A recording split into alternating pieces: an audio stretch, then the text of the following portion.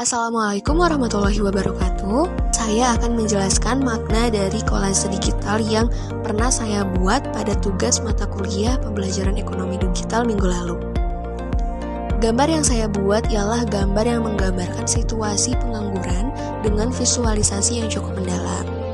Gambar ini memiliki tema tentang pengangguran dan kesulitan dalam mencari pekerjaan. Beberapa elemen visual dan teks yang mendukung makna tersebut meliputi 1. Tulisan pengangguran. Secara langsung menunjukkan fokus gambar ini, yaitu kondisi tidak adanya pekerjaan. Nah, terkait dengan itu, apa sih arti pengangguran sebenarnya? Dikutip dari modul pembelajaran SMA Ekonomi kelas 11 tahun 2020, pengangguran merupakan penduduk yang tidak bekerja tetapi sedang mencari pekerjaan atau mempersiapkan suatu usaha baru. Atau penduduk yang tidak mencari pekerjaan karena merasa tidak mungkin mendapatkannya. Bisa juga pengangguran diartikan sebagai penduduk yang sudah diterima dalam pekerjaan tetapi belum memulai bekerja. Yang kedua, terdapat elemen tulisan need a job dan find job.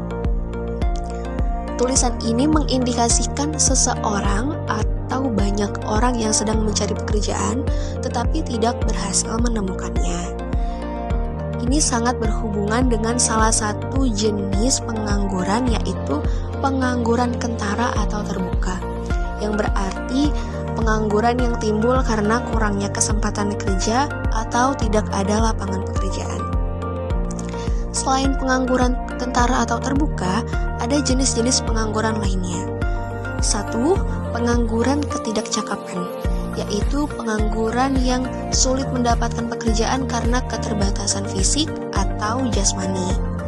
Yang kedua, pengangguran terselubung, yaitu pengangguran yang terjadi apabila para pekerja telah menggunakan waktu kerjanya secara penuh dalam pekerjaan, tetapi dapat ditarik ke sektor lain tanpa mengurangi outputnya. Yang ketiga, yaitu ialah pengangguran terbuka tadi. Selain itu, jenis pengangguran juga dibedakan dari sebabnya, yaitu 1. Pengangguran musiman. Pengangguran musiman merupakan pengangguran yang terjadi pada sektor pertanian, seperti saat musim paceklik, sehingga banyak petani menganggur menunggu musim tanam selanjutnya. Yang kedua, pengangguran friksional, yaitu peralihan yang terjadi karena penawaran tenaga kerja lebih banyak daripada permintaan tenaga kerja, atau tenaga kerja yang sudah bekerja dan ingin pindah kerja tetapi belum mendapatkannya. Yang ketiga, pengangguran karena upah terlalu tinggi, yang terjadi karena para pekerja atau pencari kerja menginginkan gaji terlalu tinggi sehingga perusahaan tidak mampu memenuhinya. Yang keempat, pengangguran struktural. Pengangguran struktural ialah pengangguran yang terjadi karena terdapat perubahan struktur kehidupan masyarakat. Contohnya, agraris menjadi industri. Yang kelima, pengangguran voluntary, yang terjadi karena seseorang secara sukarela tidak bekerja karena merasa sudah memiliki kekayaan yang cukup. Yang keenam, pengangguran teknologi, ialah pengangguran yang terjadi karena pergantian tenaga manusia dengan tenaga mesin. Yang ketujuh ialah pengangguran potensial atau potential underemployment, yang terjadi saat pekerja suatu sektor ditarik ke sektor lain tanpa mengurangi output. Contohnya perubahan dari tenaga manusia menjadi tenaga mesin. Dan yang terakhir ialah pengangguran konjunktur atau siklis, yaitu pengangguran yang berkaitan dengan turunnya kegiatan perekonomian suatu negara. Saat resesi, pengangguran siklis atau konjunktur ini meningkat karena dua faktor, yaitu meningkatnya jumlah orang yang kehilangan pekerjaan dan butuh waktu yang lama untuk mendapatkannya. Lalu selanjutnya, pada elemen visual yang ketiga, terdapat karakter-karakter yang terlihat cemas dan tertekan, yang menunjukkan orang-orang yang berada dalam tekanan, khawatir tentang pekerjaan, dan beban ekonomi yang mereka hadapi. Ini juga berkaitan dengan penyebab atau dampak dari pengangguran. Dampak dari pengangguran ialah 1. Pendapatan nasional menurun. Yang kedua, pendapatan per kapita masyarakat rendah. Yang ketiga, produktivitas tenaga kerja rendah. Yang keempat, upah yang rendah karena dampak terhadap permintaan dan penawaran. Yang kelima, investasi dan pembentukan modal rendah. 6. Sumber utama kemiskinan. 7. Pemborosan sumber daya. Dan ke-8, dampak sosial yang berpengaruh seperti menjadi beban keluarga dan masyarakat, serta kebebasan yang terbatas dan mendorong peningkatan keresahan sosial dan kriminal. Selain dampak dari pengangguran, ada juga penyebab pengangguran. 1. Tekanan demografis dengan jumlah dan komposisi angkatan kerja yang besar. 2. Pertumbuhan ekonomi yang jauh lebih kecil daripada pertumbuhan angkatan kerja. 3. Jumlah lapangan kerja yang tersedia lebih kecil dari jumlah pencari kerja.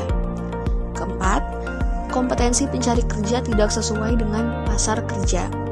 5. Terjadi pemutusan hubungan kerja atau PHK. 6. Kurang efektifnya informasi pasar kerja bagi para pencari kerja. 7. Berbagai regulasi dan perilaku birokrasi yang kurang kondusif bagi pengembangan usaha. 8. Masih sulitnya arus masuk modal asing. 9. Iklim investasi yang belum kondusif. 10. Tekanan kenaikan upah di tengah dunia usaha yang masih lesu. 11. Kemiskinan. 12. Ketimpangan pendapatan. 13. Urbanisasi. 14. Stabilitas politik yang tidak stabil. Dan yang terakhir, perilaku proteksionis sejumlah negara maju dalam menerima ekspor dari negara berkembang. Salah satunya dari penyebab pengangguran tadi ialah kemiskinan dan ketimpangan pendapatan. Ini juga masuk ke dalam elemen visual yang saya buat pada latar kota dengan papan job dan debt. Tulisan job dan debt pada elemen visual kolase digital saya mewakili kenyataan kehidupan perkotaan yang keras, di mana banyak orang harus menghadapi utang dan kesulitan finansial karena pengangguran. Lalu yang terakhir, pada elemen visual terdapat teks kutipan dari Buya Hamka yang berbunyi, "Kalau hidup sekadar hidup, babi di hutan juga hidup." Teks ini mengisyaratkan bahwa hidup bukan hanya sekedar bertahan, tetapi harus bermakna, dan pekerjaan adalah salah satu faktor yang memberi arti pada hidup.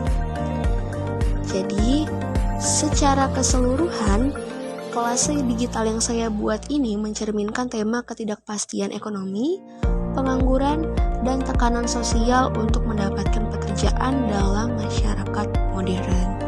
Sekian, terima kasih. Semoga bermanfaat.